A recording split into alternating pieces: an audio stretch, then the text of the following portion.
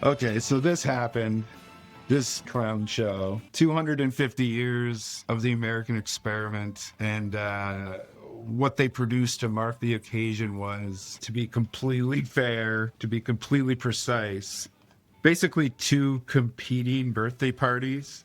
Like, and that goes back to Trump's birthday and the UFC 250 Freedom event. Because that's what really this is all about. This is all just for Trump. Trump is extremely excited and happy to be the president on America's 250th birthday. And it's like a bragging right for him, because he's a fucking child, right? And then it also, because of that, it speaks endless amounts about America in this moment and what it's allowed itself to become, but without any illusionment about the fact that America was ever had any type of righteousness or anything that could be like, what's the word? Like repentant, like anything that could be worthy of what they are. And again, to be fair, because again, like I said, there's this America 250 and the one that the Congress had essentially charted like 10 years ago. You have these huge shows all across the US. I saw it was like $17.76, which is just like very clever, very on theme. And then there's Freedom 250, which is like the executives' own private. And so what remained was a nation's 250th birthday that cannot retain even its own wedding band. It had Lee Greenwood. It's always going to be Lee Greenwood, right? A man performing a jingle that he assembled in 1984, Reagan's re-election year, which is not incidentally, it's a product of, a product engineered to fill a hole in the national mood, and you have to bring it back every so often to reignite that nostalgia. And again, 1984 was Reagan's re-election year, and we're basically in like a Groundhog Day type scenario of the Reagan years, where the Reagan years have never gone away now. And it's like Back to the Future, where we're just in like Biff world. Because it said that mood, like it dutifully reattaches itself to every single war the U.S. has gone through, and like the culture at that time, the Gulf War, the post 9/11 era, and now this like wartime presidency that's just like looking for a fight essentially. And you see there's even like talk that they embezzled money for this, which so the celebration of national unity is at the national, like at the level of actual paperwork, a custody dispute over a slush fund, pretty much. And you can't shy away from the occult symbolism here. They built it all under an arch, a golden arch. And, they have announced with no apparent embarrassment the intention to erect a permanent one near Arlington. And I contend that this is deeply Masonic, right? The truth is probably more embarrassing because it's a Roman triumphal arch that is the specific, unambiguous architecture of like request. And it's also like the architecture of imperial conquest. The structures through which you parade a victorious army and the people it dragged home in chains. There's no cipher to really crack. It's not hidden in the thing. It is the thing, which is the entire texture of this event. If you're paying attention, nothing is concealed. It's a full-on externalization of the hierarchy, revelation of the method. It's a republic throwing itself a birthday party underneath the victory arch of an empire that's narrating itself to you live as like a cake. You see it right there. And then Trump speaks and we get all the hits. Americans will never let anyone take our freedom away. Won't happen. And all these talks from the communists, they haven't got a chance. Not even a chance. We don't want communists in our country.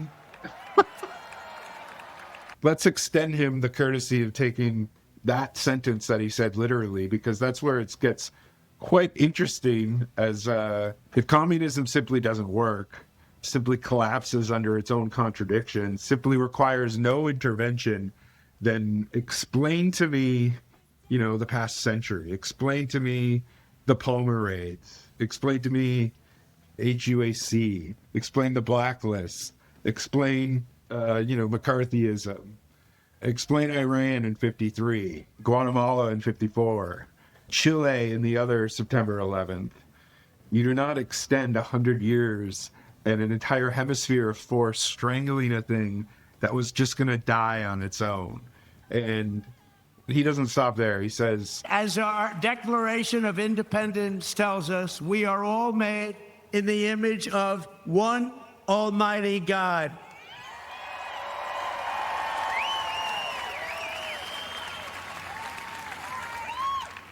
And a communist will never say that. That's for sure. And this one I almost enjoy, because under God is not in the founding.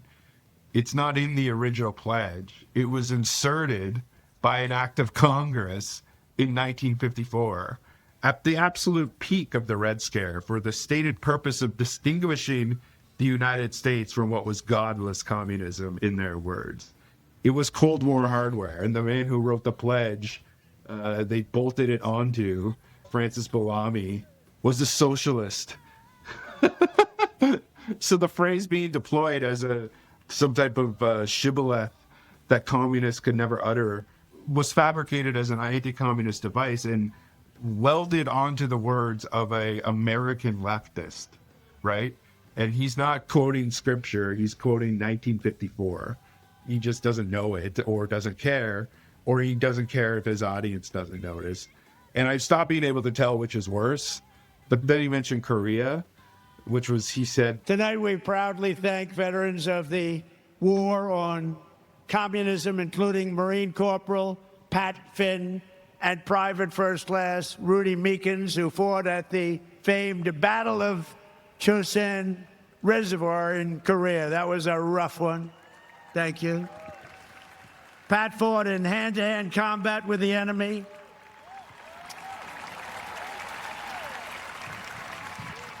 He had 5 against him, and he was 1. And as you can see, he's around to talk about it. And Rudy was wounded 4 times, but never stopped shooting, and he never stopped moving forward.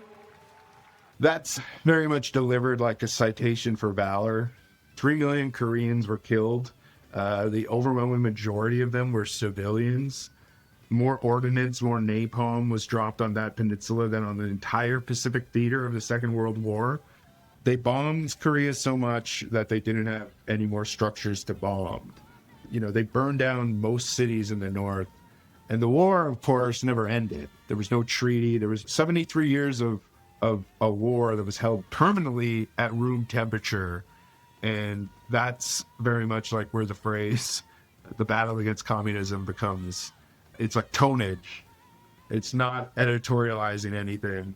You don't have to, because, like I said, the numbers are there. You look at Venezuela, you look at Iran, we wiped out their military. Americans crossed the Great Plains, scaled the Rockies, we just tamed the wilderness and conquered the frontier and built the empire. It's called the Empire of Liberty. We laid down the railroads, raised up the skyscrapers, those beautiful skyscrapers, and dug out the Panama Canal, considered the 8th wonder of the world, which everyone said was an impossible thing to do. And by the way, 38,000 Americans died to give us one of the greatest engineering feats of all time, the Panama Canal.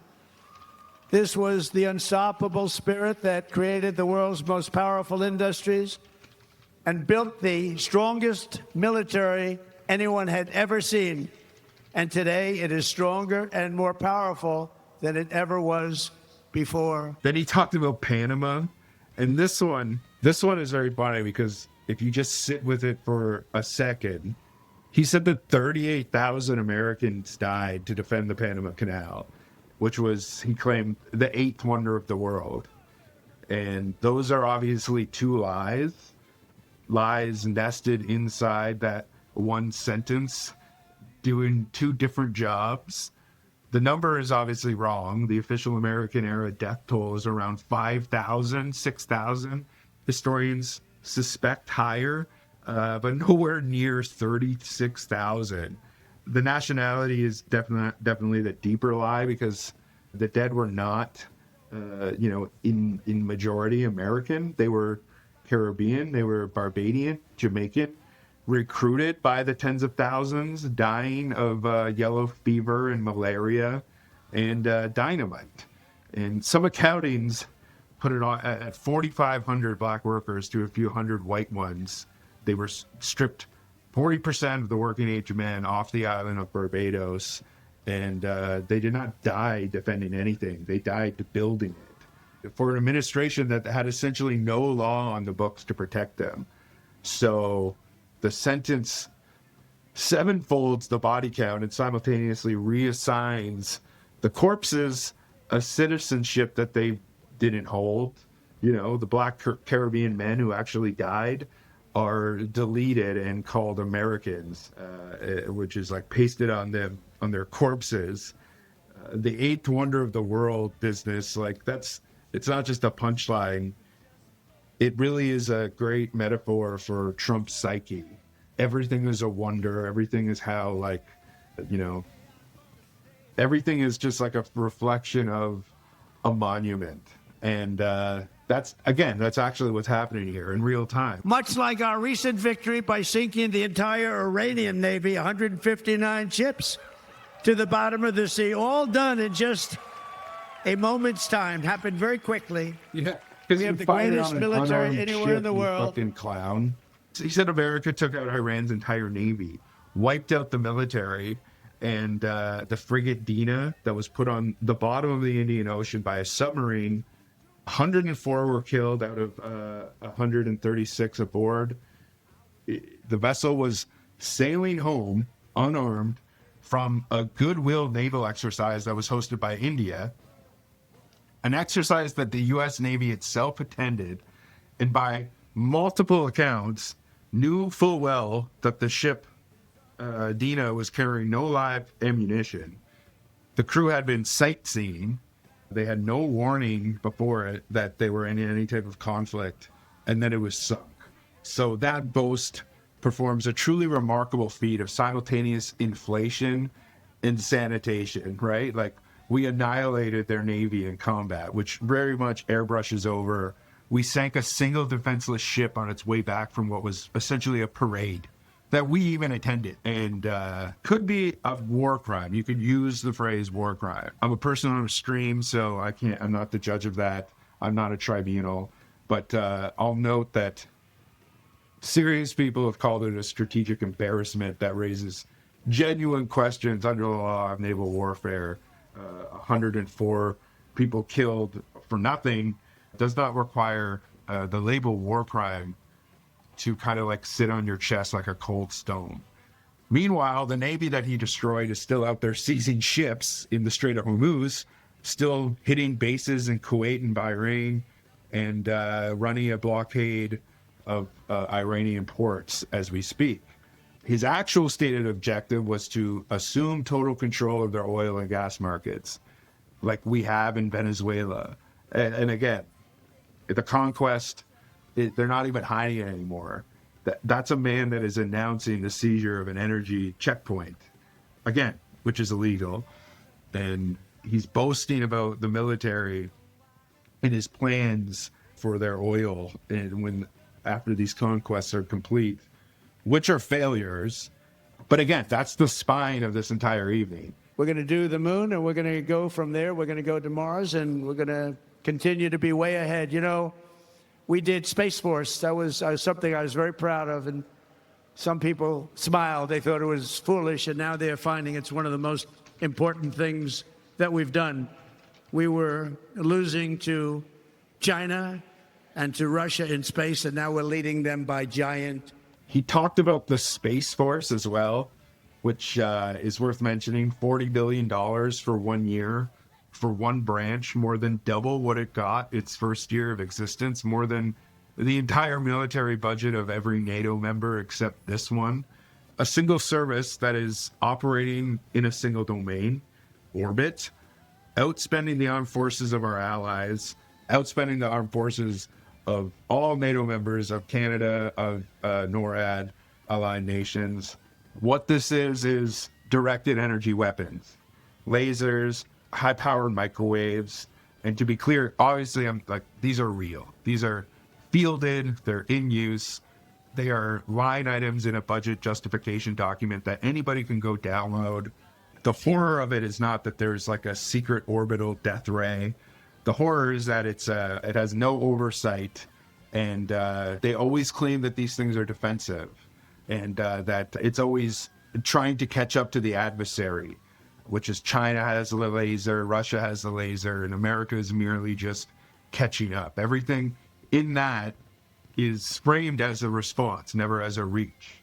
And the Pentagon came right out and said the Iran war has lent directed energy development and given it a sense of purpose, because the Iranian drones cost pennies, and the Patriot interceptors were swatting them with the cost $3.7 million a piece. So the war you just watched him brag about is functioning in the most literal budgetary sense as the showroom floor for what is the next generation of weapons in space. Tesla wanted to send power through the air to set us free. A century later, the state sends power through the air to kill with it. And that's the horror. And then God help us, the flags. Almost idiotic. From 1776 to today, everywhere the American flag has flown, it has been a symbol of strength, righteousness, and hope, because that is who Americans are. In 1944, a mother and her daughter huddled in their house in Nazi-occupied Belgium and prayed desperately for their country to be freed. They wanted freed. As they waited, they found scraps of fabric and stitched together a homemade American flag. It's beautiful, but homemade.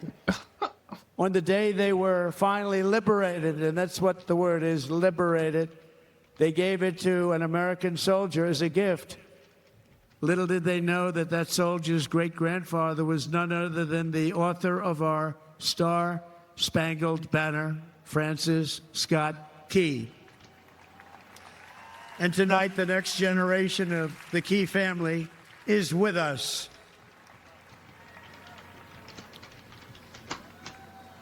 Thank you very much. Please. Thank you. He told a story of a homemade flag that a Belgian girl made in 1944, who handed it to a soldier, an American soldier. And the soldier, he said, was related to Francis Scott Key, who wrote the Star-Spangled Banner. It's just so funny that the Francis Scott Key myth, it's an entire American folk genre, the aspirational bloodline. It keeps accrediting these perfect little coincidences, right? The flag, the girl, the anthem, the bloodline. Each piece snaps into, a place of hair too neatly. And actual history does not behave that way. Actual history is lumpy. It has loose threads. It embarrasses you with benign detail. Only myth is that frictionless, so it does not finally matter whether any single element is true. Because as soon as he started talking about that, I knew that is just complete bullshit. What else did he talk about? To the gleaming waters of the Gulf of America, there is no challenge Americans cannot overcome. He talked about the Gulf of America, which is simply, like Street Cat Munchies said, the Monroe Doctrine, rendered as a cartography, symbolic possession filed before the material kind. You own the water by owning its name and its exact instinct that he wants to ship and project overseas to the Strait of Hormuz, like he said, like Venezuela. The other thing that he said was, it's just so materially ridiculous. We're building more factories in the United States than ever before. Everyone's 401ks are at the highest number they've ever been. And more people are working today in the United States than any time in the history of our country.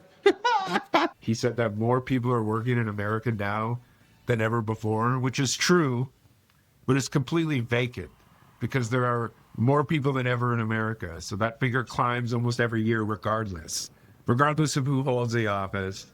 The number that means anything is labor participation is under 60%, and it dropped last month down to a peak of 68 back in 1997. So he not only reached, he grabbed for a statistic that it's flattering by pure arithmetic, but then let it impersonate an economy that is actually not doing well. And then he named the whole apparatus the Golden Age of America. This is only the dawn of the Golden Age of America. The Golden Age. And on this 250th 4th of July, we declare, just as they did 2.5 centuries ago, that for our country and for our children and for the cause of liberty, we are going to take our country to new levels, to levels not reached. The Golden Age, pronounced on the same evening that we confirmed we sank a ship full of sailors sailing home from a parade, over a blockade, over a live war, over an employment rate that's quietly sliding downhill, over, a celebration that the acts who were supposed to play quit, whose fireworks, have been lighting bridges on fire across America. An 1883 monument, right?